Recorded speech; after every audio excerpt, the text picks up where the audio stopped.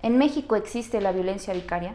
Sona Bácaro, psicóloga clínica, forense y especialista de España, adopta y explica el término de violencia vicaria, el cual define como la expresión más cruel de la violencia de género, que consiste principalmente en que el agresor, progenitor, exesposo o expareja haga daño a sus hijos o hijas como medio para lastimar a la madre, asegurándose de que ésta sufra y no se recupere.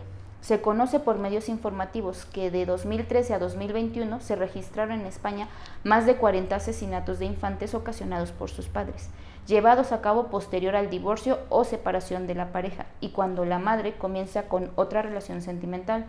Derivado de la violencia que se manifestó en España, se creó la violencia vicaria, con el objetivo de salvaguardar a las madres e infantes de algún tipo de violencia de género o, en dado caso, de conductas machistas.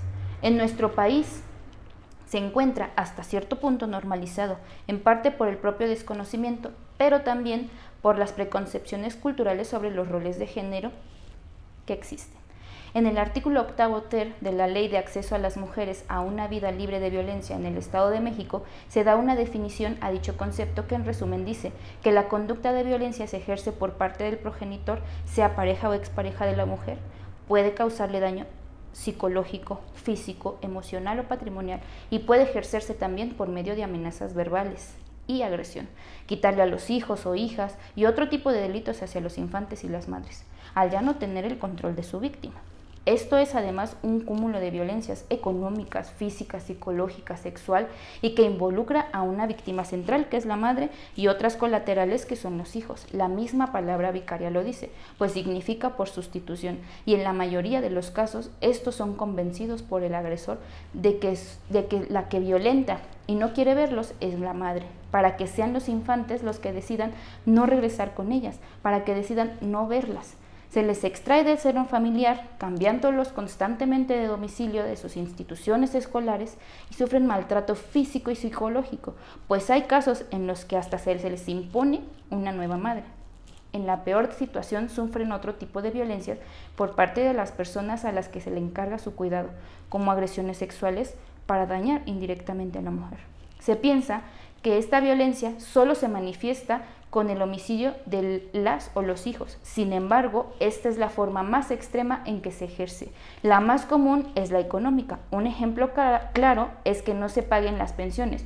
Cuando se retira el apoyo financiero a la madre, buscan ocasionar precariedad para los hijos, que además de ser un atentado contra los derechos de las niñas, los niños y adolescentes, es afectada a la madre, pues ella desatiende a fin de proveer de lo necesario a sus hijos.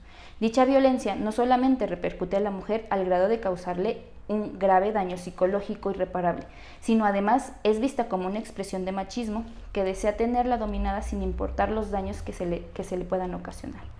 Aunque las víctimas de esta violencia tengan una resolución judicial que les otorga la guardia y custodia de los hijos, es muy normal que se les permita a los padres compartir la custodia de los menores. Ventaja para los maltratadores, pues una vez cometida la sustracción no hay ninguna orden o acción por parte de los jueces para obligar a los agresores a devolver a los menores y cumplir con los acuerdos. En México se reconoce el término por primera vez en agosto de 2021. Zacatecas fue la primera entidad en reconocer jurídicamente la violencia vicaria.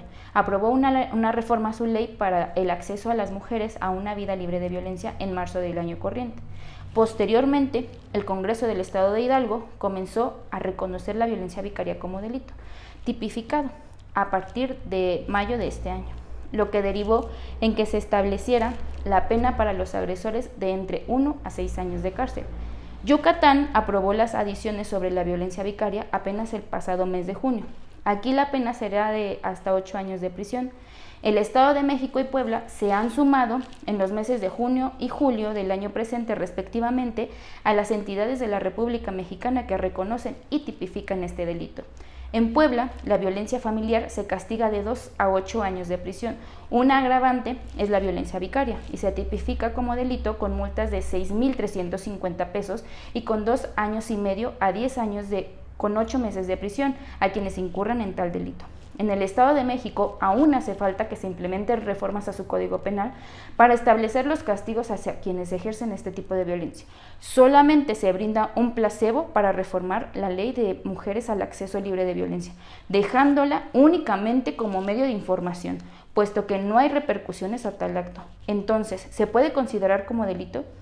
Es notoria la necesidad de que nuestros legisladores trabajen en reformas que construyan una ley más integral, ya que esta deja mucho que desear.